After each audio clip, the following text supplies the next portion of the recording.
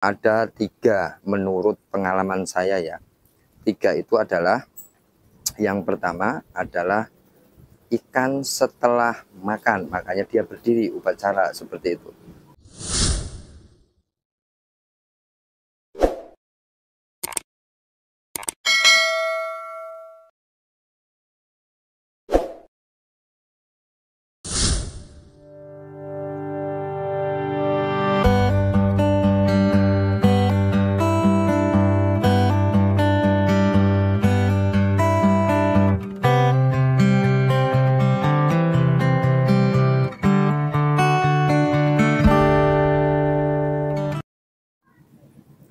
Nah, kita lihat ya. Ada beberapa pertanyaan dari teman-teman. Om, ikan saya upacara. Nah, kita lihat, coba lihat. Cus. Kebetulan ini setelah sore tadi saya ambil ya video setelah makan itu kurang lebih 1 jam ya. Nah, ada beberapa pertanyaan dari teman-teman. Om, kenapa ikan saya upacara? Nah, kita lihat ya. Tuh, upacara itu berdiri gitu. Nah, ada beberapa kriteria kenapa ikan itu berdiri atau upacara. Kebetulan saya buktikan bahwa sore ini pemberian pakan 1 jam yang lalu ya. Terus sore ini saya ambil video, ini gerimis ya. Tuh lihatin rintik-rintik ya. Jadi ada 3 menurut pengalaman saya ya. 3 itu adalah, yang pertama adalah ikan setelah makan, makanya dia berdiri upacara seperti itu. Karena dia terlalu kekenyangan mungkin ya, seperti itu. Jadi ketika dia kenyang dia akan berdiri. Nah, kita lihat tuh ya. Nah, yang keduanya kemungkinan besarnya adalah airnya itu rusak atau mengandung amonia di bawah, sehingga ikan tidak betah di bawah, sehingga dia di atas upacara. Yang ketiganya adalah ikan sakit. Nah, dari masing-masing 3 itu ada beberapa kriteria penanganan, jangan sampai salah. Om, ikan saya berdiri upacara. Kalau habis makan, jangan diganti airnya, biarkan saja. Sebisa mungkin dikocor, misalkan seperti ini. Ini penanganannya ya. Jadi kalau dia habis makan itu normal sebenarnya. Kita coba lihat. Kita kocor saja. Tuh ya. Berdiri ya. Upacara karena dia memang sejatinya habis makan, tidak masalah gitu.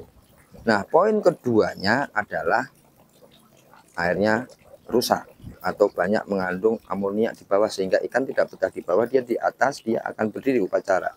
Solusinya adalah buang air 30-70%, setelah itu ganti air baru. Nah, setelah air baru nanti dikasih garam grosok, diencerkan lalu disebarkan ke seluruh kolam. Nah, setelah itu kasih probiotik, ikan puasa 12-24 jam ke depan baru pemberian pakan. Nanti di minggu pertama diusahakan pemberian pakan sedikit demi sedikit. Supaya apa?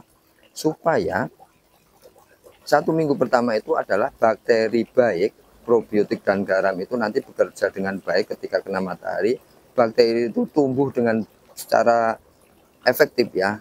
Nah, baru minggu kedua nanti pemberian pakan sesuai dengan standar normal gitu. Di minggu pertama itu sedikit demi sedikit, karena kenapa? Fases yang dihasilkan pakan sedikit itu nanti sedikit juga. Ketika fases itu sedikit, artinya probiotik akan berkembang biak dengan baik begitu. Nah, poin ketiganya ada ikan sakit. Kalau sakit tentunya sama dengan kita manusia. Kalau sakit tentu harus diobati. Nah, pengobatannya seperti apa? Nah, ada macam-macam penyakit. Misalkan ikan sakit karena berdiri itu biasanya tegak lurus ya, 180 derajat. Kalau dia masih 60, 70 itu masih normal karena dia habis makan. Kalau sudah berdiri tegak gini biasanya sakit. Ada beberapa penyakit ya, misalkan kumis keriting atau sirip merah, atau dia kena jamur dan macam-macam. Itu beda-beda penanganannya ya.